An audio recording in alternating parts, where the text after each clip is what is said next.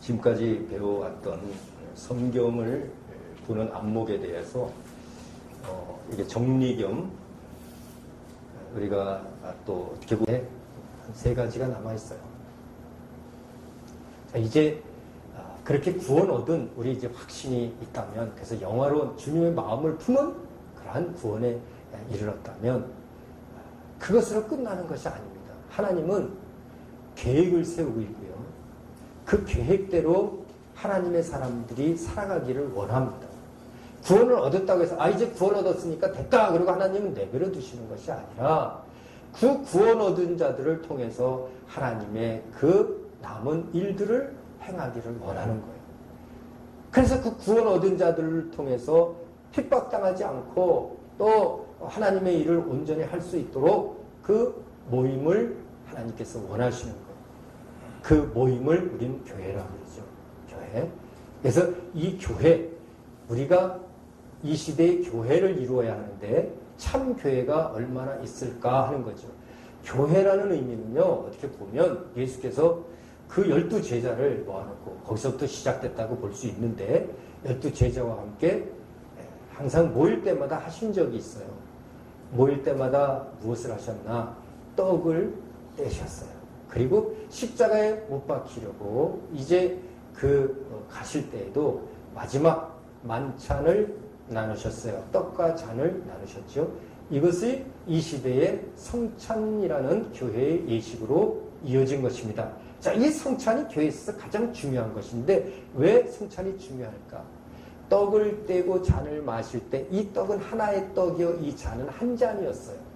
그래서 이것을 이제 연구하다 보면 우리는 이제 성찬 할 때 이 포도즙을 이렇게 쭉 여러 잔에서 한 잔씩 이렇게 마시잖아요. 근데 이 초기에는요, 그렇게 하지 않았어요. 한 그릇에 하나에다가 이렇게 찍어서 먹기도 하고 또 시대가 지나면서 이 큰 포도주 잔을 돌리면서 이렇게 같이 한 입씩 이렇게 마시는 그런 예식을 했었어요.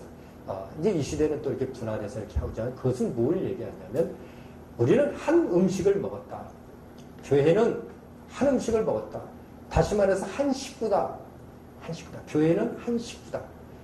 그래서 사람이 많지만 입은 많지만 한 식구다는 것은 한 음식을 먹었다. 그것처럼 교회는 예수 그리스도의 피와 살을 먹은 자들이에요.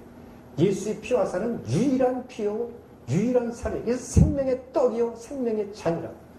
그러니까 결국 그 성찬을 통해서 이것을 깨달은 자들은 교회가 무엇인지를 알고 예수의 피와 살을 먹고 마시는 것은 우리 육체가 먹고 마시는 것이 아니라고요. 그러니까 카톨릭에서 얘기하는 화채설처럼 육체가 먹어서 그것이 속에서 예수의 그 뻘건 피가 됐다고, 그 포도주가 빨간 피로 변했다고 하는 거짓말, 이것을 믿어서는 안 돼. 이 영적인 피를 얘기하는 거예요. 영적.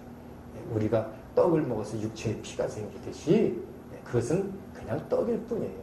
그러나 하나님의 말씀, 예수 그리스도의 그 말씀이 육신이 된 그 살, 바로 그 말씀에 의해서 그걸 계시해 주신 피, 계시의 정신, 그것을 기념하라는 거예요. 기념하라. 결국 그 예수 그리스도의 피와 살을 먹고 마신, 그런 하나를 먹고 마신 우리는 한 식구다. 그래서 그것을 뭐라고 했냐면 우리 각자를 셀이라고 표현해요. 교회는요, 여러 사람이 모이는 것이 아니라 사실은 한 사람, 그 한 사람이 뭐예요? 인간, 겉사람이 여러 사람이 모인 것이지 영은 한 사람인 것이에요. 그것이 예수라고요. 그래서 교회는 몸이 하나. 믿음도 하나요, 세례도 하나요, 주님도 하나요. 교회는 10개인가요? 교회도 하나요. 근데 교회가 어떻게 서로 경쟁하죠? 네 교회, 내 교회 경쟁하죠? 이 교회 가면 왜 내 성도 뺏어갔냐고 막 달려오는 사람도 봤어요. 잘못 가르쳐서 왔는데, 잘 가르치는데, 진리대로 찾아왔는데 왜 진리대로 끌고 가냐고. 이단들이 그런 거 많이 하죠. 이게 뭐예요? 경쟁이 아니에요. 교회와 교회는 서로 돕고 유기적인 체계를 가지고 서로 협력해서 합하여 선을 이루어나가는 것이 교회거든요. 교회가 경쟁이 아니고 그건 세상에 물을 먹은 것이거든요. 그러니까 이 한 떡과 한 잔을 마신 자들이 아니다. 세상의 물과 세상의 잔을 마신 자들이 바로 교회를 이뤘다고 건물 크게 짓고 한다고 무슨 소용이 있냐 하는 거죠. 진정한 교회는 건물도 아니고요. 우리 겉사람도 아니고요. 우리 속사람이에요. 그래서 한 몸에 그걸 신부라는 거예요. 예수님의 신부가 뭐 수억 명이 됩니까? 하나의 세포예요. 예수 그리스도는 분리되지 않았지만 아담은 하와와 아담을 통해서 그 생산하는 고통을 통해서 다 분리됐다고요, 지금. 여러분과 저는 하나의 세포예요. 이 세포와 세포가 모여서 바로 교회를 이루는 거예요. 이 셀이라고요, 셀. 이 교회도 또 큰 셀이에요. 그 셀교회라고 주장하는 사람 있죠? 우리 뭐래니까, 이 사람이 이제 셀 교회를 이렇게 주장해서 그 이론은 참 좋아요. 그러니까 결국 우리는 하나의 셀이란 자기 각자의 은사가 다 틀리고요. 각자의 하나님이 주신 달란트가 다 틀려요. 그렇지만 자기 맡은 직분과 사명도 다 틀리지만 그것에서 주의 한 피와 한 살을 말씀을 먹고 마신 자들이라고요. 그렇기 때문에 한 사람처럼 활동하는 것이 교회인 것이지 너는 너고 나는 나라고 하는 이러한 타자적인 생활은 안 되는 거죠.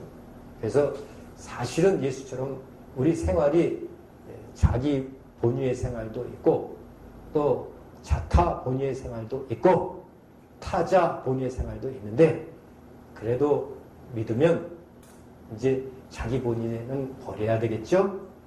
나를 중심으로 사는 게 아니라 타자 본위. 그러니까 자타 본위. 나도 위하고 남도 위하고 이것도 초월해야 돼요. 지도자들은. 성도들은 그 단계에 있겠지만 지도자들은 타자 본위. 남을 위하고 그 다음에 나를 위하는 거예요. 이게 교회예요. 진정한 교회. 예수 그리스도께서 그렇게 하셨거든요. 우리를 위하고 그리고 자신은 살아나신 거예요. 교회가 그거예요. 예수의 피에 세웠다면서요. 예수의 피로 산 교회라면서요. 성령으로 감독을 세웠다면서요. 사람이 감독을 세우고 예수의 피가 아닌 세상의 돈으로 교회를 세웠다면 세상의 돈으로 교회를 세우고 그건 건물이죠. 우리는 건물은 건물일 뿐입니다. 그래서 이제는 우리 성전 너희가 하나님의 성전인 것과 너희 안에 하나님의 성령이 거하는 것을 알지 못하느냐? 그렇다면 너희는 버리운 자니라. 우리 속사람이 성전이 예수 보혜사 성령은 우리 겉사람에 들어오는 게 아니라고 그랬죠. 내 신경이나 인격에 들어오는 것도 아니라고 그랬죠. 바로 우리 영혼의 성전이라고요.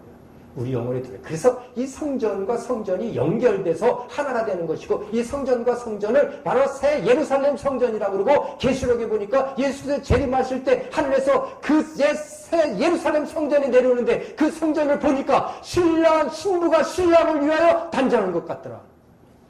우리가 교회가 그래서 신부라는 것이 구약시대 때 아담으로부터 우리 마지막 세대 모든 자들이 예수 재림할 때 다 정리가 되는 거예요. 하나로 모여서 죽은 셀과 산셀과 죽은 셀은 묶어놨다가 불못에 들어갈 거예요. 산셀들이 모여서 그 아담의 그 뜻을 이룰 것이니 하나님이 처음 만들었을 때 그 아담의 진정한 하나님의 사람이 될 것이니 그것이 바로 신부요. 예수 그리스도는 머리요 우리는 몸이라고 표현하는 것입니다.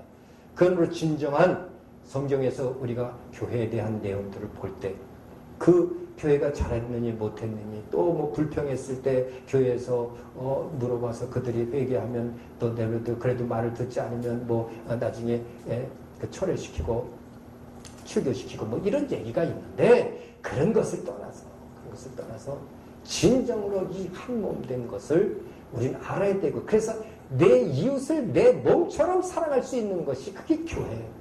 남의 몸이라고 떨어져 살았다고 정들지 않았다고 모른다고 그것은 똑같은 사람인데 남이라고 해서 그를 무시하고 멸시한다면 이것은 교인이 아닙니다. 이건 성도가 아닙니다.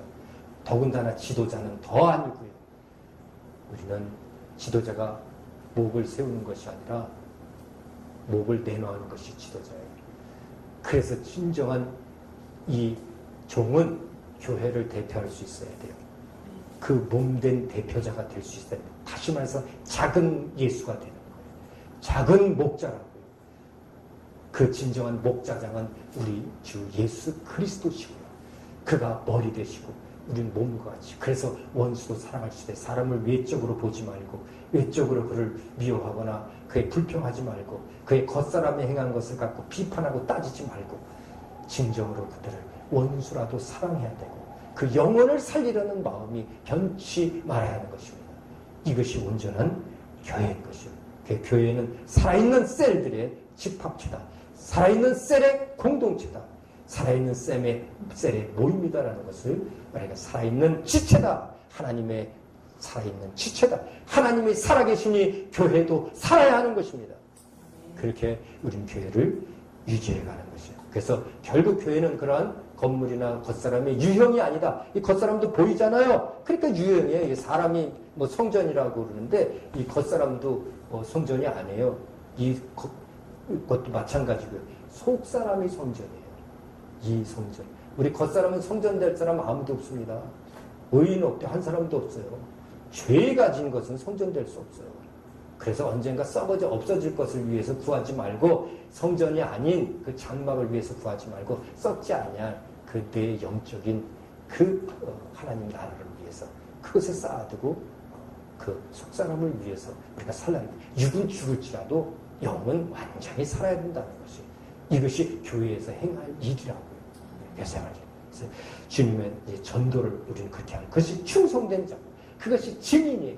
증인은 겉사람이 증인이 될 수 없다. 증인은 속사람이 될 수 있다. 그러므로 너희는 증인이 되기 위해서 성령을 기다려라. 왜 기다리라고 그랬을까? 성령은 그 보혜사 성령은 우리의 속사람에게 인치기 때문에 그래서 성령이 임해야 그때 권능을 받고 예루살렘과 언제 사마리아 땅까지 이르러 증인이 될 수 있기 때문에 예루살렘을 떠나지 말고 성령을 기다려서 너희 속사람이 완전히 이제 하나님의 교회가 되어서 그 교회의 일을 이루라 하는 것이었습니다.